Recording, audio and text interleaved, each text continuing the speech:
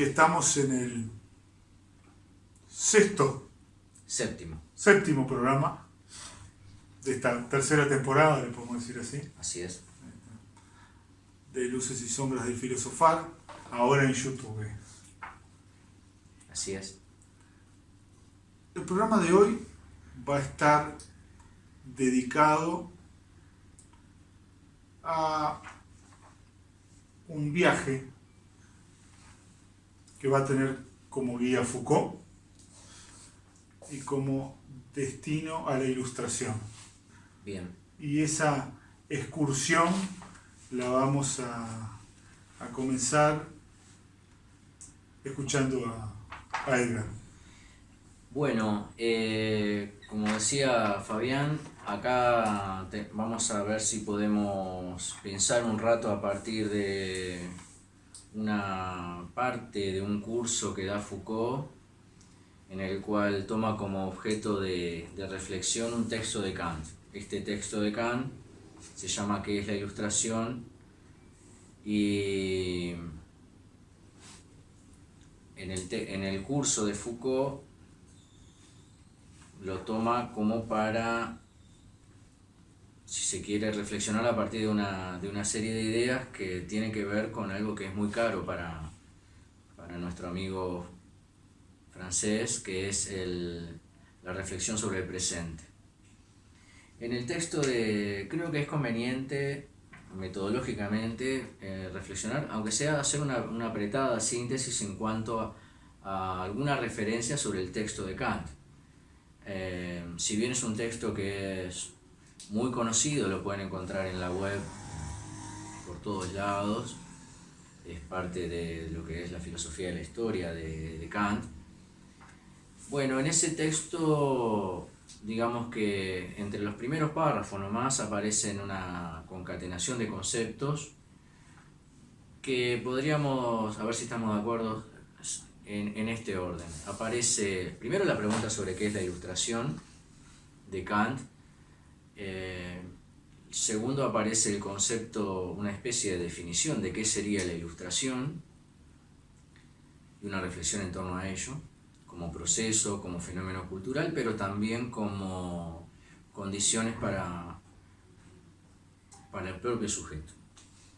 Por otro lado aparece en relación a la minoridad, a la ilustración, el concepto de minoridad o estado de minoridad, que sería algo así como un estado de dependencia, cuando la razón no es vivida autónomamente, sino que está bajo la guía de otro, dice Kant. A continuación aparece el lema de la ilustración, según Kant sería atrévete a pensar por ti mismo, o sea, atrévete a hacer uso de tu propia razón.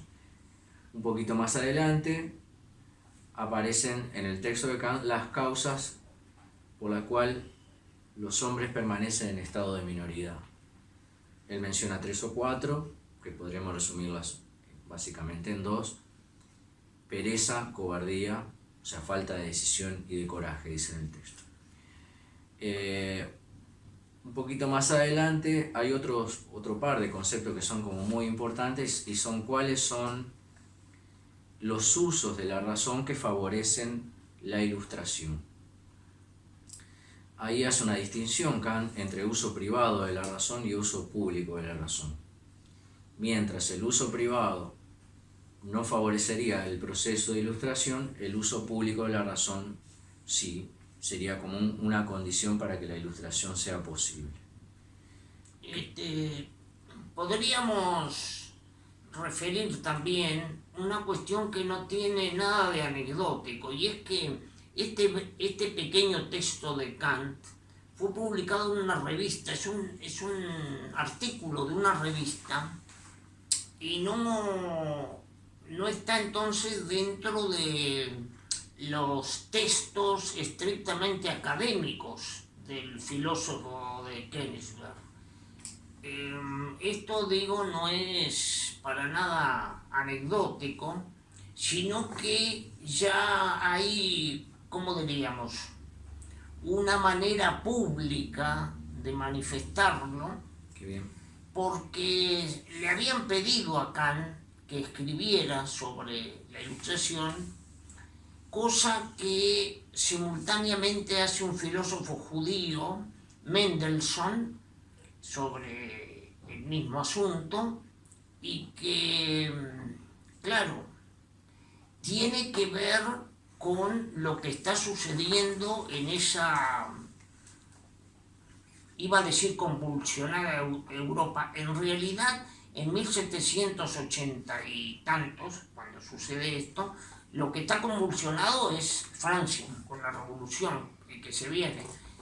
Los 33 estados que conformaban la Alemania estaban en una especie de siesta, como nos querían endilgar la siesta colonial acá, en la época de la colonia. Una especie de letargo histórico. Una especie de siesta que los mismos alemanes reconocían que tenía bastante de medieval, a pesar de estar a finales del siglo XVIII, ¿no? Con la modernidad ya ahí, ¿no? Entonces, claro, el tema de publicar esto para hacerlo, ¿cómo diríamos?, ventilarse a la luz pública, no es nada menor como asunto, ¿no? Y es consustancial a esto de los usos de la razón, porque expresa una acción absolutamente consistente con esta idea de Kant del uso público de la razón como una herramienta generadora de ilustración. Bien, y yo ni siquiera lo puedo imaginar, digo, pero por lo que decía Julio, digo, con respecto a lo que sería publicar algo en un pequeño pueblo como era Königsberg, que no era ni París, ni Londres, o sea que había una deliberada intención de, pienso yo, de ser coherente con ese proyecto de la razón pública, del pensar libremente y de llegar al gran público con todas las comillas posibles, digo, cuál era el gran público al cual le podía llegar Kant en ese pequeño pueblo, ¿no? Era a un público, y esto me parece importante señalarlo en términos de la disquisición kantiana entre la razón pública y la razón privada, ¿no? A un público entendido como una universalidad ciudadana. También en eso fue coherente. En eso fue coherente. Él está hablando de un universal ciudadano. Él, allí en ese texto muy citado, ¿no? Cuando él señala qué es lo que caracteriza el uso público de la razón, se refiere a aquel discurso que está dirigido a aquellos que no son como yo. Y pone algunos ejemplos claros. Aquellos que no son como el emisor. Dije, por cierta imprecisión, aquellos que no son como yo. Aquellos que no son como el emisor. Cuando se dirige uno a la universalidad. Bien, bien. En el curso de Foucault, que toma como reflexión este texto,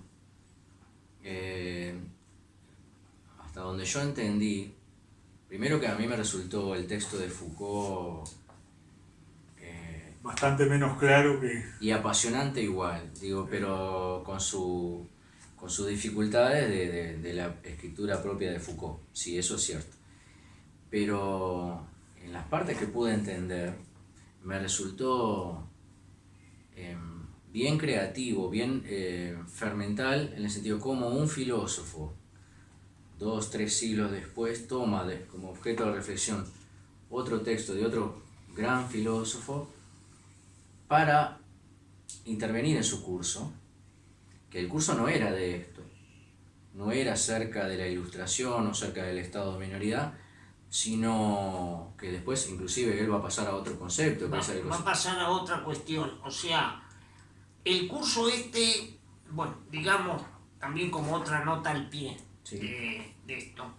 El curso de Foucault en el Colegio de Francia entre los años 1982-83 está publicado en español, bueno, en francés también, como el gobierno de sí y el gobierno sobre los otros o de los otros, ¿no?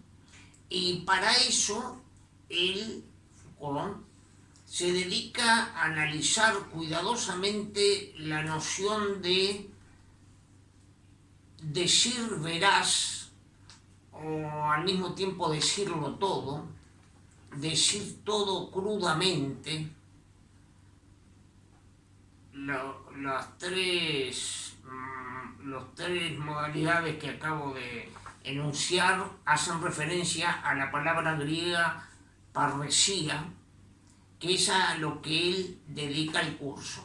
O sea, que si te agarra desprevenido, ¿qué tiene que hacer en la primera clase como introducción el texto de Kant con lo de la parresía?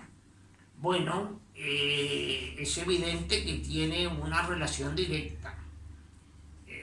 No sé si en estos breves minutos que tenemos siempre para charlar con ustedes podremos explicitarlo claramente, pero... Podemos insinuar, por ejemplo, que el programa anterior estuvo destinado a la cuestión del diálogo, ¿no? Y el diálogo, en el sentido que lo estamos aludiendo, remite inmediatamente a el uso público de la razón. Qué bien, sí. Y el uso público de la razón vinculado al diálogo, y pensando en las premisas que señalamos que diferencian al diálogo o los elementos caracterizantes del diálogo respecto a otras formas de la conversación, el diálogo implica el pensar con otro, ¿no? La autenticidad de la razón. Y para ser veraz, para ser auténtico, diríamos en términos kantianos, tenemos que afincarnos en los territorios de lo universalizable, ¿no? Sí, entendiendo la carencia que puede tener el uso privado de la razón, desde que nos sitúa en el rol de funcionario, dice, ¿no? En el rol, el que habla no es el sujeto pensante, racional y universal, digamos, sino el sujeto que en realidad lo que habla es la institución a través mío. En ese sentido, mi hablar no es auténtico. Está hablando otro a través de mí. Sí, otro que es, vamos a decirlo en términos capaz que es anacrónico, pero el otro es un otro conservador, es un otro que justamente por eso no favorece la ilustración, porque en el momento preciso que lo plantea Kant, ese otro que habla a través de las instituciones remite a la monarquía y al estado medieval de cosas, o sea que... a un otro que no está dispuesto a pasar por el cernidor de la razón. Sí. ¿Y qué otro cernidor era posible entonces? ¿Qué otro era el que tomaba el papel de verdad en esas circunstancias si no era la autoridad? Era la autoridad, era Dios, era la iglesia, era el monarca, el señor feudal. O un maestro, o un texto, ¿no? Y acá aparece, me parece inmediatamente asociado a la cuestión de la razón con la cuestión de la emancipación, ¿no? Sí, yo pienso que la primera pregunta lo que le resulta interesante a Foucault de este texto, para empezar es la primera pregunta, digo, sobre qué se está preguntando Kant cuando se pregunta qué es la ilustración. Creo que ahí hay me parece que hay una intencionalidad de elucidar qué buscaba Kant con esa pregunta. Porque me parece que también es lo que él busca, lo que Foucault busca. Es decir, me parece que lo que él plantea en el texto es que Kant inaugura una forma de preguntar que a partir de Kant va a ser característica de la modernidad esa pregunta. Y es la pregunta por el presente, es decir, bueno, ¿en qué época estamos? Y en relación a lo que vos planteabas de la emancipación, bueno, creo que podríamos traducirla. Bueno, ¿estamos en una época emancipada? El presente hoy, nuestro presente, ¿es una época emancipada? ¿Es una época ilustrada donde la gente piensa libre y soberanamente por sí? No. No. Kant dice que no, y nosotros lo seguimos no por obedientes, sino porque es evidente de que no es así. Vamos en camino de la ilustración, dice él, y también estamos de acuerdo en eso, ¿no? Pero Hay como una, sí, digamos, hay como, en el decurso hay como una historia que parece no estar tan afincada a ese optimismo kantiano, ¿no? Por ejemplo, él menciona ciertas causas de por qué la gente no piensa por sí sola, por qué no gobierna, no son autónomos y su razón no está bajo su propio poder, digamos así. Yo pienso que la pregunta por el presente nos señala a nosotros la tarea de pensar Desentrañar cuáles son esas causas hoy. cuáles son esas causas hoy. Que uno puede acompañar a las causas señaladas por Kant y que retoma Foucault en su análisis, en su curso. Pero yo pienso que hay una tarea que es nuestra, la de sujetos del presente, tratar de ahondar en cuáles son las condicionantes del presente que impiden a los sujetos pensar por sí mismos. Llega a decir Foucault, no Kant, que con todo este alegato a favor de la Ilustración se plantea que por primera vez la filosofía aparece, dice él textualmente, como la superficie en la cual se puede ir desvelando las características del presente, siempre que sepamos reflexionar sobre ese presente. ¿Y quién puede hacerlo? Cualquiera. Cualquiera que sea crítico, que use su razón en un sentido crítico y que sea reflexivo. O sea, que sea libre para hacer eso. Libre o autónomo. Acá no sabría yo, sinceramente le digo, de dibujar o deslindar la Libertad de la autonomía. libertad de la autonomía, ¿no? Pero eso es lo que viene a plantear Foucault sobre Kant. Como que es el primer filósofo que se plantea que la filosofía debe situar al presente como su auténtico lugar, ¿no? El lugar de la filosofía es el presente y las problemáticas realmente genuinas del filosofar son las del presente. Eso no va en desmedro de la historia de la filosofía o de toda la forma de hasta de la arqueología que se puede hacer sobre la filosofía, ¿no? Pero la filosofía en cuanto a ontología, como análisis de las cosas y del ser humano y del mundo y de Dios, debe hacerlo sobre el presente, con todos los riesgos que eso implica, ¿no? Porque no solo no es nada fácil hacerlo, sino que está lleno de ambigüedades. Y de riesgos. Totalmente. Y ahí aparece una cuestión que para mí es central al proyecto ilustrado, que es la práctica del pensar como práctica política, ¿no? Y que tiene mucho que ver con esto del valor emancipatorio de la razón.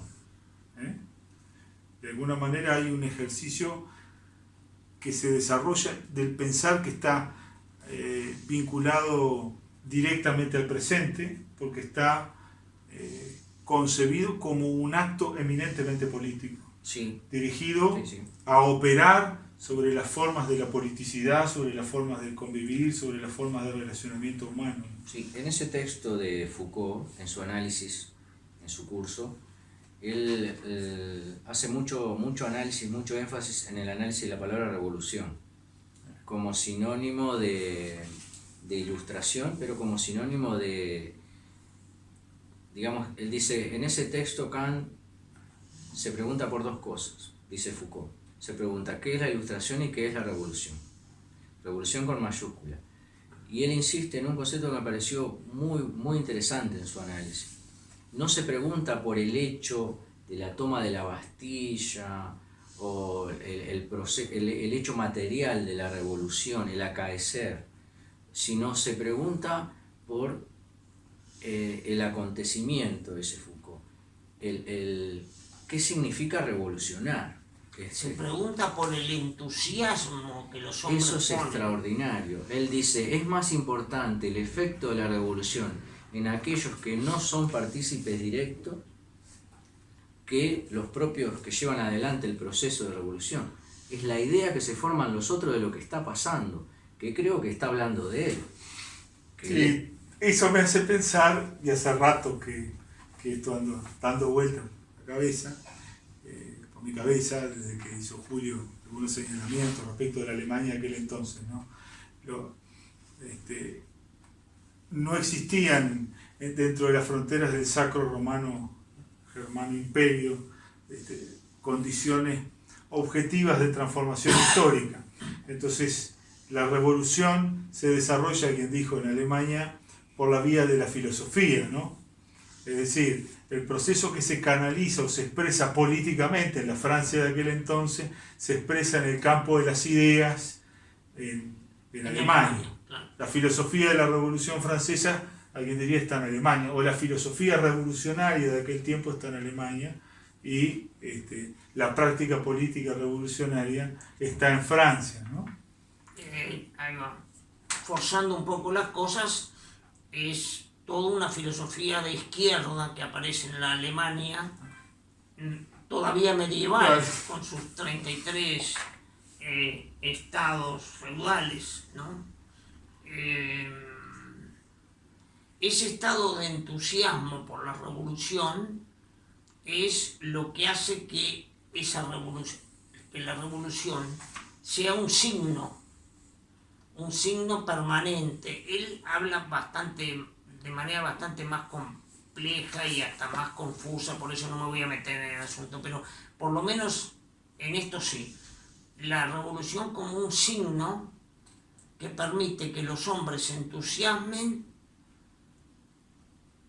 por dos cosas. Porque ese estado de cosas que trae consigo la revolución sea común a todos. Y la otra cosa que dice Kant es que ese estado de cosas va a evitar, dicho así, ¿no?, definitivamente la guerra. Sí, y yo agregaría que en el análisis de Foucault ese signo es señal, y no hay por qué compartirlo, digo, pero me parece que lo señala Foucault como interés filosófico, es un signo del presente, pero es a su vez un signo del progreso de la humanidad. No, la revolución concreta no es un signo de progreso, es el signo de progreso es que la gente alrededor se entusiasme por un proyecto humano que implica una mejora, que implica una relación de progreso en torno al estado de cosas. Ese entusiasmo es el entusiasmo por la razón, Sí. porque el motor de ese progreso Sí. es la razón. Y cuando estamos señalando esto no puedo evitar una disgregación lateral, ¿no? Esa idea de la historia como la evolución de la razón, y pensando en la historicidad de la filosofía, ¿no? A Kant lo sucedió Hegel. Claro. Ahora, yo les decía hace un rato, tengo la sensación, polemizable, como todo, pero esto es particularmente polemizable, que el decurso de la historia parece no haber estado totalmente a tono de ese entusiasmo kantiano, ¿no? Y eso nos vuelve a una inquietud original de Hegel respecto de cuáles son las cosas que hoy hacen que todavía no pensemos autónomamente, Sí. no hagamos un uso autónomo de la razón, ¿no? Sí, yo creo que para ir terminando la jornada de hoy de reflexión, podríamos ir quedando con esa pregunta, porque en realidad me parece que esa pregunta que vos hacés, me parece que es la pregunta por la cual Foucault analiza el texto de Kant. Y lo estamos analizando nosotros Sí, hoy. y me parece que en algún sentido insinúa la necesidad de que es una pregunta recurrente, o sea que no es banal y no es una pregunta que es metodológicamente correcta, en el sentido de que toda época se lo debe preguntar. ¿Y cómo formularías la pregunta?